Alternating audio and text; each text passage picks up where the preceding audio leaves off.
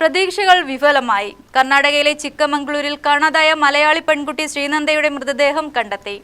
1500 അടി താഴ്ചയിൽ നിന്നാണ് മൃതദേഹം കണ്ടെത്തിയത്. ചൊവ്വാഴ്ച വൈകിട്ടാണ് ശ്രീനന്ദയെ കാണാതായത്. ശ്രീനന്ദയെ കാണാതായി 4-ാം ദിനത്തിലാണ് മൃതദേഹം കണ്ടെത്തുന്നത്. പോലീസും ഫയർഫോഴ്സും ചേർന്ന് നടത്തിയ വിപുലമായ തിരച്ചിലിൽ കുട്ടിയെ കാണാതായതായി പറയുന്ന മാണിക്യധാര വെള്ളച്ചാട്ടത്തിന് സമീപത്തു നിന്ന് തന്നെയാണ് മൃതദേഹം കണ്ടെത്തിയത്. മലയടിവാരത്തു നിന്ന് മുകളിലേക്കാണ് തിരച്ചിൽ നടത്തിയത്.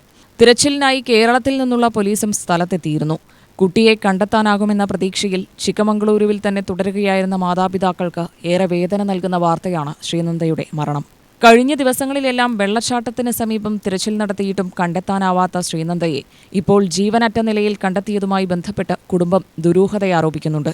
ചൊവ്വാഴ്ച വൈകിട്ട് 5:30യോടെയാണ് പാലക്കാട് കടമ്പഴിപ്പുറത്തു നിന്ന് 40 അംഗ സംഘത്തിനൊപ്പം എത്തിയ ശ്രീനന്ദയെ കാണാതാകുന്നത്. 10ാം ക്ലാസ് പരീക്ഷ എഴുതി ഫലം കാത്തിരിക്കുന്ന വിദ്യാർത്ഥിയാണ് ശ്രീനന്ദ. UTV news, Palakkad.